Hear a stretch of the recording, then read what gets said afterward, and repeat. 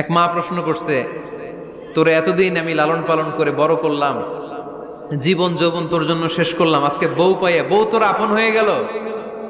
এবার ছেলে উত্তর দিচ্ছে, মা, আমার মুখ থেকে মা ডাক শোনার জন্য তুমি কি কষ্টটাই না করছো জীবনে। 10 মাস আমারে পেটে ধারণ করলা, খাইতে পারো নাই, বমি করছো, খালি ওষুধ খাইছো, তোমার পেট কেটে আমারে বের করা হয়েছে, 2 বছর আমারে দুধ খাওয়াইছো, পেশাব পায়খানা পরিষ্কার করেছো, বয়স যখন 3-4 তখন তোমার আমি মা ডাকছি, এই মা ডাকটা শোনার জন্য তুমি এত কষ্ট করছো। আর আরেকবারের মাইয়া এই ঘরে আইসাই তোমার মা ডাকা শুরু করছে। যেই মেয়েটা তোমারে মা ডাকে সে আমার আপন হবে না কেন মা? ঠিক কিনা? এই মা ডাক শোনার জন্য তুমি এত কষ্ট করলা, আমার লালন পালন করলা, 10 মাস পেটে ধরলা, পেশাব পায়খানা পরিষ্কার করলা, এরপরে মা ডাক শুনতে পারছো। আর আরেকবার